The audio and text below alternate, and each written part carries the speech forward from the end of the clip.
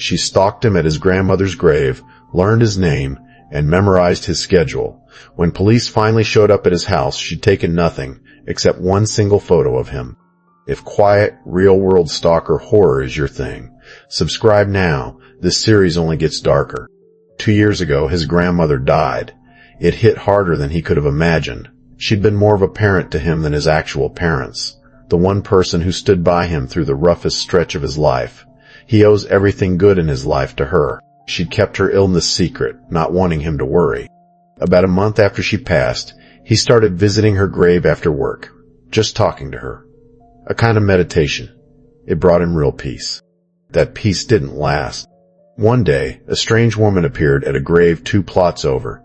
Objectively normal, looking, mid-40s, tall, thin, wild, curly hair, a genuinely pretty smile. But something about her mannerisms felt wrong. She'd laugh, talk to the headstone in front of her, glance over at him. Whenever she caught him looking, she'd say something like, "Don't mind me, just chatting with George." People talk to their dead. Not unusual on its own. It was the volume, the laughter. Too loud, too sudden, like she'd just heard the funniest joke in the world. He started noticing her every single day, already there when he arrived, waving, somehow knowing his name, greeting him by it as he got out of the car. One afternoon, she finally approached to actually talk, apologized for being loud, explained her own loss had hit her hard too. He understood. They talked for a while about his grandmother, what she'd meant to him. She asked if his grandmother had lived locally. He told her, less than 2 miles away, almost her entire life. He even mentioned she'd left him the house in her will. He doesn't know why he shared that. Sometimes people just overshare.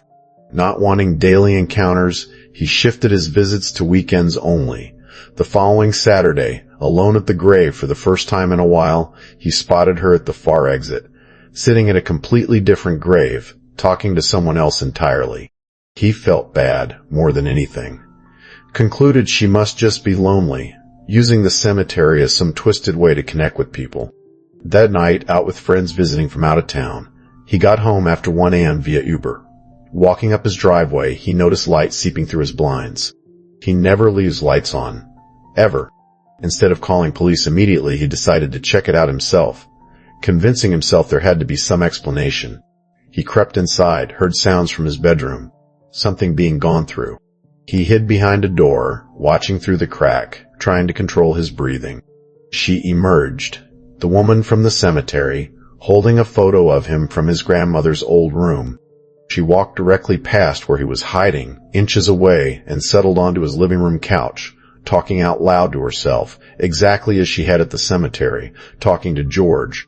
Full conversation with no one there. Then it shifted.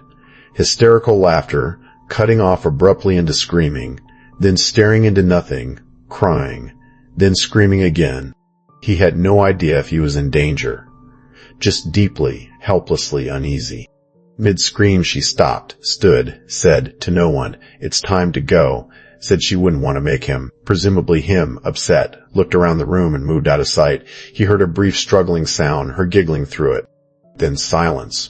He stood behind that door another 30 minutes before finally emerging. She was gone. A window across the room stood wide open, his answer for how she'd gotten in and out. He locked it, called police. They noted immediately. Nothing taken except that one photo. He told them everything. It wasn't enough. They never identified her, never found her. A few days later, back at the cemetery, she wasn't there. He checked the grave she always visited. The name on the headstone wasn't George at all. She'd been performing an entire fictional relationship at a stranger's grave, purely as a way to approach people. Police theorized she'd learned about the inherited house from that one conversation, a reminder of exactly how dangerous casual oversharing can become. He's never seen her again. What still unsettles him most isn't the break-in itself, it's that single photo.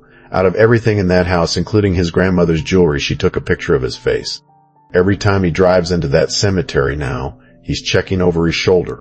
Grief makes people easy to approach, and the hardest part to accept is that someone can study exactly how you grieve, long enough to know precisely when and how to get inside.